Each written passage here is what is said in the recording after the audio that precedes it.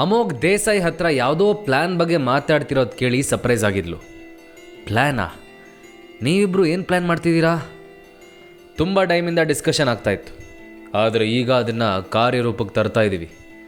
ನಾವಿಬ್ಬರು ಒಟ್ಟಿಗೆ ಬೆಂಗಳೂರಲ್ಲೊಂದು ದೊಡ್ಡ ಹೋಟ್ಲ್ ಓಪನ್ ಮಾಡಬೇಕು ಅಂತ ಅಂದ್ಕೊಂಡಿದ್ದೀವಿ. ಅದ್ರ ಜೊತೆಗೆ ಹೋಲ್ ಬೆಂಗಳೂರಿನ ಕೇಟ್ರಿಂಗ್ ಇಂಡಸ್ಟ್ರಿನ ಟೇಕ್ ಓವರ್ ಮಾಡ್ತಿದ್ದೀವಿ ಅಂತ ದೇಸಾಯಿ ಹೇಳ್ದ. ಆ ಮಾತು ಕೇಳಿ ಎಲ್ಲರೂ ಎಕ್ಸೈಟ್ ಆದರು. ನತಾಶಾ ಅಂತೂ ಖುಷಿಯಿಂದ ಜಂಪ್ ಮಾಡ್ತಾ, ವಾವ್, ದಟ್ಸ್ ಗ್ರೇಟ್ ಅಮೋಘ್, ನಿನಗೆ ನಮ್ದೇನಾದರೂ ಹೆಲ್ಪ್ ಬೇಕಾ ಅಂತ ಕೇಳಿದ್ಲು. ಅಮೋಘ್, ನೋ ಥ್ಯಾಂಕ್ಸ್ ನತಾಶಾ, ಮುಂದೊಂದು ದಿನ ನಾವೆಲ್ಲ ಒಟ್ಟಿಗೆ ಬಿಸ್ನೆಸ್ ಸ್ಟಾರ್ಟ್ ಮಾಡೋಣ. ಆದರೆ ಈಗ ನಾವೆಲ್ಲ ಫೈನಾನ್ಷಿಯಲಿ ತುಂಬ ಸಫರ್ ಆಗಿದ್ದೀವಿ. ಸೊ ಫಸ್ಟು ನೀವೆಲ್ಲ ನಿಮ್ಮ ಲಾಸಸ್ನ ಕವರ್ ಮಾಡ್ಕೊಳ್ಳೋದ್ರ ಬಗ್ಗೆ ಕಾನ್ಸಂಟ್ರೇಟ್ ಮಾಡಿ ಅಂದ. ಅವತ್ತು ಸೋಮವಾರ ಇಡೀ ಬೆಂಗಳೂರಲ್ಲಿ ಪ್ರತಿ ನ್ಯೂಸ್ ಚಾನಲಲ್ಲೂ ಬೆಂಗಳೂರಿನ ಸೆಂಟ್ರಲ್ಲಿ ಇನಾಗ್ರೇಟ್ ಆಗಿದ್ದ ಚಿತ್ರಕೂಟ ಹೋಟೆಲ್ ಬಗ್ಗೆ ಟೆಲಿಕಾಸ್ಟ್ ಆಗ್ತಿತ್ತು. ಬೆಳಗ್ಗೆನೇ ಆ ಜಾಗಕ್ಕೆ ದೊಡ್ಡ ದೊಡ್ಡ VVIPs ಬಂದಿದ್ದರು. ಅವರಲ್ಲಿ ಮೇನ್ ಅಂದರೆ Greenland hotel owner Desai, fashion ಹಬ್ನ ಪ್ರೆಸಿಡೆಂಟ್ ನತಾಶಾ, ಮಿಲ್ ಬಾರ್ನ owner Dinesh, private security industry leader Chetan ಮತ್ತು ಅರಸು ಮೀಡಿಯಾ ಸೆಕ್ರೆಟರಿ ಭಾವನಾ. ಇನಾಗ್ರೇಷನ್ಗೆ ಬಂದವ್ರು ಯಾರಿಗೂ ಅರಸು ಮೀಡಿಯಾದ CEO ಯಾರು ಅಂತ ಗೊತ್ತಿರಲಿಲ್ಲ. ಆದರೂ ಕೂಡ ಅಲ್ಲಿಗೆ ಬಂದಿರೋ ದೊಡ್ಡ ದೊಡ್ಡ ಸೆಲೆಬ್ರಿಟಿಗಳು, ಹೈಯರ್ ಆಫೀಸರ್ಸ್ನೆಲ್ಲ ನೋಡಿ ಅವ್ರು ಯಾವುದೋ ತುಂಬ ಪವರ್ಫುಲ್ ವ್ಯಕ್ತಿನೇ ಅಂತ ಎಲ್ಲರೂ ನಂಬಿದ್ರು. ಅಲ್ಲಿಗೆ ಬಂದಿರೋ ಅಷ್ಟೊಂದು ಜನರಲ್ಲಿ ಸೆಂಟರ್ ಆಫ್ ಅಟ್ರಾಕ್ಷನ್ ಇನ್ನೊಬ್ಬರಿದ್ರು. ಅವರೇ ಚಿತ್ರಕೂಟ ಹೋಟೆಲಿನ ಹೊಸ vice president and general manager ಭಾನು. ಅಮೋಘ್ ಮೊದಲೇ ಪ್ರಾಮಿಸ್ ಮಾಡಿದಾಗೆ ಭಾನುನ ತನ್ನ ಹೊಸ ಹೋಟೆಲಿನ ವೈಸ್ ಪ್ರೆಸಿಡೆಂಟ್ ಆಗಿ ನೇಮಕ ಮಾಡಿದ್ದ. ಕಾರ್ಯಕ್ರಮಕ್ಕೆ ಬಂದಿದ್ದೆಲ್ಲ ಮೀಡಿಯಾದವರು ಭಾನು ಸುತ್ತಲೂ ನಿಂತ್ಕೊಂಡು ಅವಳ ಹತ್ರ ಒಂದೊಂದೇ ಪ್ರಶ್ನೆ ಕೇಳ್ತಿದ್ರು. ಸದ್ಯದ ಮಟ್ಟಕ್ಕೆ ಈ ಹೋಟೆಲ್ ಸುಮಾರು 1 ಎಕರೆ ಜಾಗದಲ್ಲಿ ನಿರ್ಮಾಣ ಆಗಿತ್ತು. ಆದರೆ ಮುಂದಿನ 2 ವರ್ಷದಲ್ಲಿ ಬೆಂಗಳೂರಿನ ಬೇರೆ ಬೇರೆ ಬ್ರಾಂಚಲ್ಲಿ 50,000 ಕೋಟಿ ಬಜೆಟಲ್ಲಿ ಹೋಟೆಲ್ ಓಪನ್ ಮಾಡೋದಾಗಿ ಭಾನು ಮೀಡಿಯಾ ಎದುರುಗಡೆ ಪ್ರಾಮಿಸ್ ಮಾಡಿದ್ಲು. ಇದೆಲ್ಲದರಿಂದಾಗಿ ಕೇವಲ ಒಂದೇ ದಿನದಲ್ಲಿ ಚಿತ್ರಕೂಟ ಹೋಟೆಲ್ ಬೆಂಗಳೂರಿನ ಮನೆಯಲ್ಲೂ ಫೇಮಸ್ ಆಯಿತು. ಭಾನು ಕೂಡ ಒಂದೇ ದಿನದಲ್ಲಿ ಬೆಂಗಳೂರಿನ ದೊಡ್ಡ ದೊಡ್ಡ ಪವರ್ಫುಲ್ ವ್ಯಕ್ತಿಗಳಲ್ಲಿ ಒಬ್ಬಳಾಗಿ ಗುರುತಿಸ್ಕೊಂಡ್ಳು. ಭಾನು ಹೋಟೆಲಿನ ವೈಸ್ ಪ್ರೆಸಿಡೆಂಟ್ ಆಗಿದ್ದ ಸುದ್ದಿ ಕೇಳಿ ಶ್ರೀಲೀಲಾಗೆ ತುಂಬ ಖುಷಿ ಆಯಿತು. ಅವಳು ಭಾನುನ ಟ್ರೀಟ್ ನೆಪದಲ್ಲಿ ಪೆಂಟ್ ಹೌಸಿಗೆ ಇನ್ವೈಟ್ ಮಾಡಿದ್ಲು. ಈ ವಿಷಯ ಗೊತ್ತಾಗಿದ್ದೆ ಸರೋಜಾ ಸಿಕ್ಕಾಪಟ್ಟೆ ಎಕ್ಸೈಟ್ ಆದರು. ಅವರು ಶ್ರೀಲೀಲಾಗೆ, ನೀನು ಮನೆ ಅಡ್ರೆಸ್ ಕಳಿಸಲಿಲ್ಲ, ನಾನು ಬರ್ತೀನಿ, ನಿನಗಿಂಥ ಟೈಮಲ್ಲಿ ಯಾವ ರೀತಿ ಮಾತಾಡಬೇಕು ಅಂತ ಗೊತ್ತಾಗಲ್ಲ, ನಾನಿದ್ರೆ ನಿನ್ನ ಹೆಸರನ್ನ ಸ್ವಲ್ಪ ರೆಕಮೆಂಡ್ ಮಾಡೋದಕ್ಕೆ ಹೇಳ್ತೀನಿ ಅಂತ ಗೋಗರದ್ಲು. ಶ್ರೀಲೀಲಾ ಪೆಂಟ್ ಹೌಸಲ್ಲಿರೋ ವಿಷಯ ಕೂಡ ಇದುವರೆಗೂ ಸರೋಜಾಗೆ ಗೊತ್ತಿರಲಿಲ್ಲ. ಇದೇ ನೆಪದಲ್ಲಿ ಸರೋಜಾಗೆ ಪೆಂಟ್ ಹೌಸ್ ತೋರಿಸಿದ್ರೆ ಅವ್ರಿಗೆ ಅಮೋಘನ ಮೇಲೆ ಸಿಟ್ಟು ಕಡಿಮೆ ಆಗ್ಬೋದು ಅಂತ ಶ್ರೀಲೀಲಾಗೆ ಅನ್ನಿಸ್ತು. ಅದಕ್ಕೆ ಅವಳು ಸರೋಜಾ ಮಾತಿಗೆ ಒಪ್ಪಿಗೆ ಕೊಟ್ಟು ಪೆಂಟ್ ಹೌಸ್ ಅಡ್ರೆಸ್ ಕಳಿಸಿದ್ಲು. ಶ್ರೀಲೀಲಾ ಸರೋಜಾಗೋಸ್ಕರ ಅಪಾರ್ಟ್ಮೆಂಟ್ ಎದುರಿಗೆ ವೇಟ್ ಮಾಡ್ತಾ ನಿಂತ್ಕೊಂಡಿದ್ಲು. ಸರೋಜಾ ಮೊದಲು ಅಮೋಘ್ ಯಾವುದೋ ಸಣ್ಣ ಮನೇನ ಬಾಡಿಗೆ ತೊಗೊಂಡಿರ್ಬೇಕು ಅಂತ ಅಂದ್ಕೊಂಡಿದ್ರು. ಆದರೆ ಸ್ಕೈ ಟವರಿನ ಪೆಂಟ್ ಹೌಸ್ ಅಂತ ಗೊತ್ತಾಗಿದ್ದೆ ಅವ್ರಿಗೆ ನಂಬೋದಕ್ಕೆ ಆಗಲಿಲ್ಲ. ಶ್ರೀಲೀಲಾ ಜೊತೆ ಅವ್ರ ಮನೆಯೊಳಗೆ ಬಂದಾಗ ಅದ್ರ ಸೈಜ್ ನೋಡಿ ಸ್ಟನ್ ಆಗ್ಬಿಟ್ರು. ನಿಜ ಹೇಳಲಿಲ್ಲ, ನಿನ್ನ ಗಂಡ ಯಾವುದೋ ಕೆಟ್ಟ ಕೆಲಸ ಮಾಡ್ತಿಲ್ಲ ತಾನೇ? ಇಲ್ಲಾಂದರೆ ಇಷ್ಟು ಕಡಿಮೆ ಟೈಮಲ್ಲಿ ಇಷ್ಟೆಲ್ಲ ದೊಡ್ಡ ಮನೆ ತೊಗೊಳೋದಕ್ಕೆ ಹೇಗೆ ಸಾಧ್ಯ? ಸರಿಯಾಗಿ ವಿಚಾರಿಸಿದ್ಯಾ ತಾನೇ ನೀನು? ಸರೋಜಾ ಅನುಮಾನದಿಂದ ಕೇಳಿದ್ರು. ಶ್ರೀಲೀಲಾ ನಗ್ತಾ, ಹಾಗೆಲ್ಲ ಏನಿಲ್ಲ ಅಮ್ಮ, ಅಮೋಘ್ ಅಂತವನಲ್ಲ, ಅವನು ತನ್ನ ಬಾಸಿಗೆ ಯಾವುದೋ ಪ್ರಾಜೆಕ್ಟಲ್ಲಿ ತುಂಬ ಹೆಲ್ಪ್ ಮಾಡಿದ್ನಂತೆ, ಅದಕ್ಕೆ ಅವರು ಅಮೋಘ್ಗೆ ಬೋನಸ್ ಕೊಟ್ಟಿದ್ದಾರೆ, ಅದರಿಂದಾನೇ ಈ ಪೆಂಟ್ ಹೌಸ್ ತೊಗೊಂಡಿದ್ದು ಅಂತ ಕನ್ವಿನ್ಸ್ ಮಾಡಿದ್ಲು. ಸರೋಜಾಗೆ ಈಗ ಸಮಾಧಾನ ಆಯಿತು. ಅವರು ಮನೆಯನ್ನೆಲ್ಲ ನೋಡೋದಕ್ಕೆ ಸ್ಟಾರ್ಟ್ ಮಾಡಿದ್ರು. ಅಷ್ಟರಲ್ಲಿ ಶ್ರೀಲೀಲಾಗೆ ಭಾನು ಮೆಸೇಜ್ ಬಂದಿದ್ದರಿಂದ ಅವಳು, ಓಹ್, ಭಾನು ಅಪಾರ್ಟ್ಮೆಂಟ್ ಹತ್ರನೇ ಇದ್ದಾಳಂತೆ, ನಾನು ಹೋಗಿ ಅವಳನ್ನ ರಿಸೀವ್ ಮಾಡ್ತೀನಿ ಅಂತ ಕೆಳಗೆ ಹೋದ್ಲು.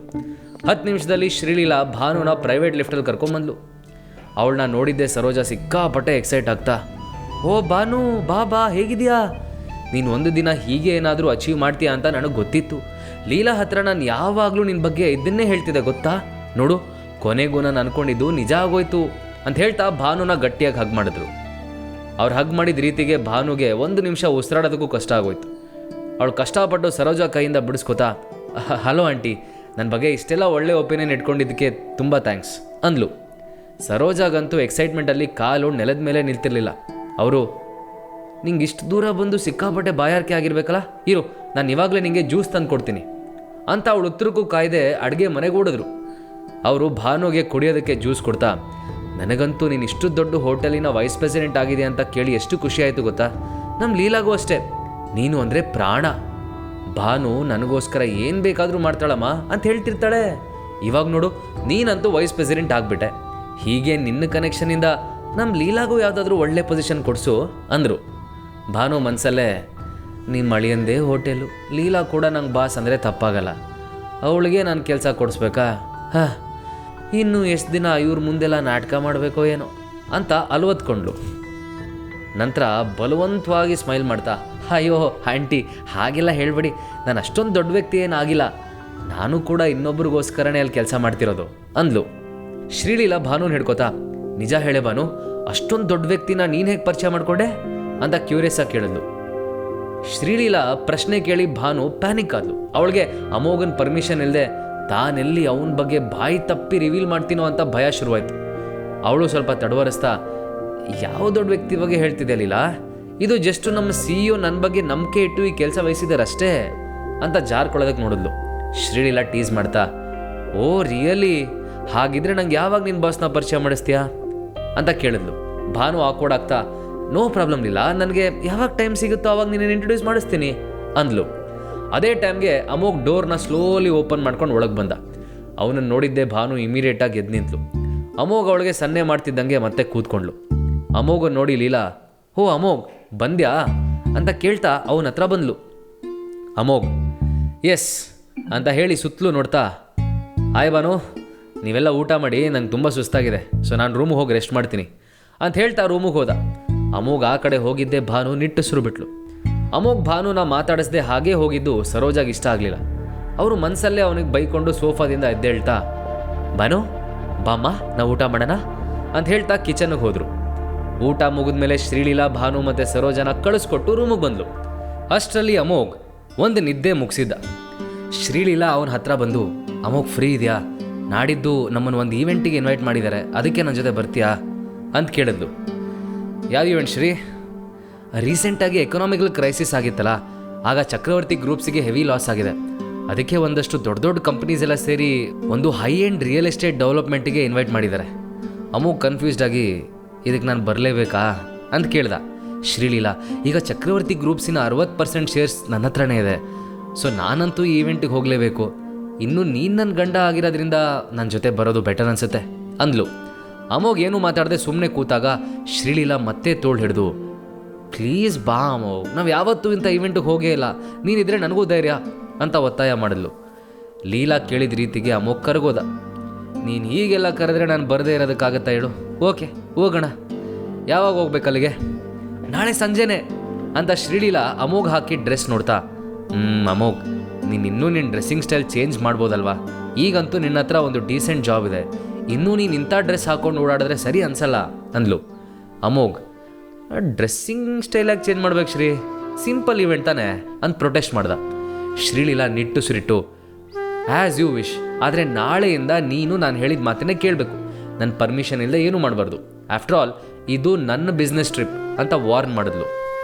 ಅಮೋಘು ಜೋಕ್ ಮಾಡ್ತಾ, ಅಪ್ಪಣೆ ಮಹಾರಾಣಿ, ಈ ಟ್ರಿಪ್ಪಲ್ಲಿ ನಾನು ಕಂಪ್ಲೀಟಾಗಿ ನಿಮ್ಮ ಸೇವಕನಾಗಿರ್ತೀನಿ, ನೀವು ನೀರು ಬೇಕು ಅಂದಾಗ ನೀರು ತರ್ತೀನಿ, ಬ್ಯಾಗ್ ಕ್ಯಾರಿ ಮಾಡ್ತೀನಿ, ಸೆಕೆ ಆದರೆ ಗಾಳಿ ಬೀಸ್ತೀನಿ, ಓಕೆನಾ ಅಂತ ಕೈ ಮುಗಿದು ಕೇಳ್ದ.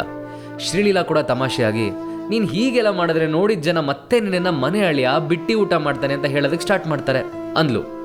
ಆದರೆ ಮರುಕ್ಷಣನೇ ಲೀಲಾಗೆ ತಾನು ತಪ್ಪು ಮಾತಾಡಿದೆ ಅನ್ನೋದು ಅರ್ಥ ಆಯಿತು.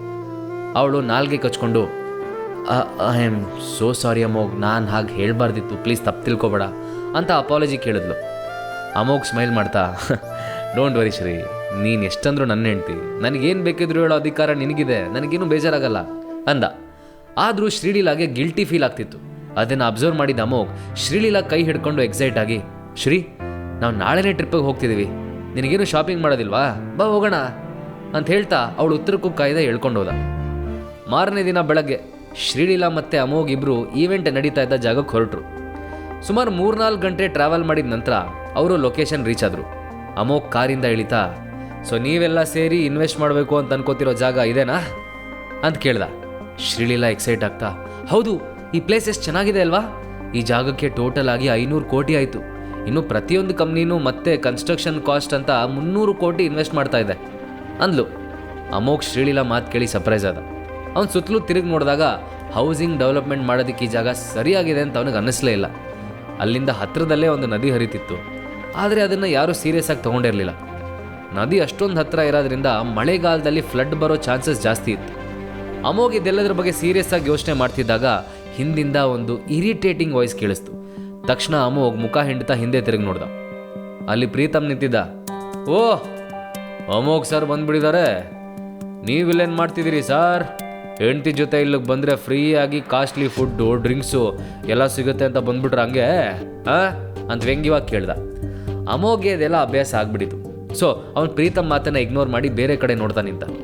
ಆದರೆ ಶ್ರೀಲೀಲಾಗೂ ಹಾಗೆ ಮಾಡೋಕ್ಕೆ ಆಗಲಿಲ್ಲ. ಅವಳು ಸಿಟ್ಟಲ್ಲಿ, ನಾಲ್ಗೆ ಬಿಗಿ ಹಿಡಿದು ಮಾತಾಡು, ಇಲ್ಲಿಗೆ ಎಲ್ಲರೂ ಈವೆಂಟ್ ಇದೆ ಅಂತ ಬಂದಿದ್ದಾರೆ, ಹಾಗೆ ನಾವು ಕೂಡ ಬಂದಿದ್ದೀವಿ. ಇನ್ನು ನೀನು ಇದೇ ಥರ ಅಮೋಘನ ಜೊತೆ ಜಗಳ ಮಾಡೋದಕ್ಕೆ ನಿಂತರೆ ನಾನು ಸುಮ್ಮನಿರಲ್ಲ. ಕೊನೆಗೆ ಇದಕ್ಕೆಲ್ಲ ನನ್ನನ್ನು ಬ್ಲೇಮ್ ಮಾಡಬೇಡ ಅಂತ ಖಡಕ್ಕಾಗಿ ಹೇಳಿದ್ಲು. ಅಷ್ಟರಲ್ಲಿ ಅದನ್ನೆಲ್ಲ ಕೇಳಿಸ್ಕೊಂಡ ತೇಜ ಅವ್ರ ಹತ್ರ ಬರ್ತಾ, ಲೀಲಾ ಹೇಳ್ತಿರೋದು ಕರೆಕ್ಟ್ ಆಗಿದೆ ಪ್ರೀತಮ್, ನೀನು ಸ್ವಲ್ಪ ಜಾಸ್ತಿನೇ ಮಾತಾಡ್ತೀಯಾ ಅಂದ್ಲು. ಇದರಿಂದ ಪ್ರೀತಮ್ಗೆ ಅವಮಾನ ಆದಾಗಾಯ್ತು. ಅವನು ಕಾಲ್ನ ನೆಲಕ್ಕೆ ಬಡಿತಾ ಅಲ್ಲಿಂದ ಹೊರಟೋದ. ಅದು ಆಗ್ತಾನೆ ಪರ್ಚೇಸ್ ಮಾಡಿದ ಸೈಟ್ ಆಗಿದ್ದರಿಂದ ಅಲ್ಲಿ ಹತ್ತಿರದಲ್ಲೇ ಎಲ್ರಿಗೂ ಉಳ್ಕೊಳ್ಳೋದಕ್ಕೆ ಜಾಗ ಇರಲಿಲ್ಲ. ಸೊ ಎಲ್ಲರೂ ಮೊದಲೇ ಮಾತಾಡ್ಕೊಂಡು ಹಾಗೆ ಟೆಂಟ್ ಹಾಕೋದಕ್ಕೆ ಬೇಕಾದ ಐಟಮ್ಸ್ ತೊಗೊಂಬಂದಿದ್ರು. ಸೊ ಅವತ್ತಲ್ಲೊಂದು ಸಣ್ಣ ಕ್ಯಾಂಪಿಂಗ್ ಕ್ರಿಯೇಟ್ ಆಗಿತ್ತು. ತೇಜ ಮತ್ತು ಲೀಲಾ ಇಬ್ಬರು ಡ್ರೆಸ್ ಚೇಂಜ್ ಮಾಡ್ಕೊಂಡು ಹೊರಗೆ ಬಂದಿದ್ದೆ ಅಲ್ಲಿದ್ದ ಎಲ್ಲ ಹುಡುಗರ ಕಣ್ಣು ಅವ್ರ ಮೇಲೆ ಬಿತ್ತು. ಯಾಕಂದರೆ ಅಲ್ಲಿ ಸದ್ಯಕ್ಕಿರೋ ಹುಡುಗರಲ್ಲಿ ಅವರಿಬ್ಬರಷ್ಟು ಬ್ಯೂಟಿಫುಲ್ ಇನ್ಯಾರೂ ಇರಲಿಲ್ಲ. ಒಬ್ಬ ಹುಡುಗ ಅಂತೂ ಧೈರ್ಯ ಮಾಡಿ ಲೀಲಾ ಹತ್ರ ಬಂದು, hello Leela, I am Madan, ನಾನು ನಿಮ್ಮ ಬಗ್ಗೆ ತುಂಬ ಕೇಳಿದ್ದೀನಿ. ಫೈನಲಿ ನಿಮ್ಮನ್ನು ಮೀಟ್ ಮಾಡ್ತಿರೋದಕ್ಕೆ ನನಗೆ ತುಂಬ ಖುಷಿ ಆಗ್ತಿದೆ ಅಂದ. ಮದನ್ ತನ್ನ ಇಂಟ್ರೊಡ್ಯೂಸ್ ಮಾಡ್ಕೋತಿರ್ಬೇಕಾದ್ರೆ ಅಮೋಘ್ ಅಲ್ಲೇ ಶ್ರೀಲೀಲಾ ಪಕ್ಕದಲ್ಲಿ ನಿಂತ್ಕೊಂಡಿದ್ದ. ಅವನಿಗೆ ಮದನ್ ಶ್ರೀಲೀಲಾನ ಇಂಪ್ರೆಸ್ ಮಾಡೋದಕ್ಕೆ ಟ್ರೈ ಮಾಡ್ತಿದ್ದಾನೆ ಅಂತ ಕ್ಲಿಯರಾಗಿ ಅರ್ಥ ಆಗಿತ್ತು. ಇದೇ ಮದನ್ ಸ್ವಲ್ಪ ಟೈಮ್ ಮುಂಚೆ ಪ್ರೀತಮ್ ಅಮೋಘನ್ನ ಟೀಸ್ ಮಾಡ್ತಿದ್ದಾಗ ಬಿದ್ದು ಬಿದ್ದು ನಗ್ತಿದ್ದ. ಅಮೋಘ್ ಸಿಟ್ಟಲ್ಲಿ ಮದನ್ ಮುಖಾನೇ ಗುರಾಯಿಸ್ತಾ ನಿಂತ. ಶ್ರೀಲೀಲಾ ಶೇಕ್ ಹ್ಯಾಂಡ್ ಮಾಡ್ತಾ, ಓ ಥ್ಯಾಂಕ್ ಯು ಸೋ ಮಚ್ ಅಂದ್ಲು. ಅದೇ ಟೈಮ್ಗೆ ಕ್ಯಾಂಪಿನ ಇನ್ನೊಂದು ಸೈಡಿಂದ ಏನೋ ಸೌಂಡ್ ಆದಾಗಾಯ್ತು. ಅಲ್ಲಿರೋ ಚೇಂಜಿಂಗ್ ರೂಮಿಂದ ಇಬ್ಬರು ಆಚೆ ಬಂದರು. ಅವ್ರು ಬೇರೆ ಯಾರ ಕಡೆನೂ ನೋಡದೆ ಡೈರೆಕ್ಟಾಗಿ ಅಮೋಘ್ ಮುಂದೆ ಬಂದು ನಿಂತರು. ಅವರಿಬ್ಬರು ಯಾರು, ಯಾಕೆ ಅಲ್ಲಿಗೆ ಬಂದಿದ್ದಾರೆ? ಹಾಗಾದ್ರೆ ಈಗಲೇ ಡೌನ್ಲೋಡ್ ಮಾಡಿ ಪಾಕೆಟ್ FM ಮತ್ತು ಕೇಳಿ ಅರಸು. ಲಿಂಕ್ ಡಿಸ್ಕ್ರಿಪ್ಷನ್ನಲ್ಲಿ ಇದೆ.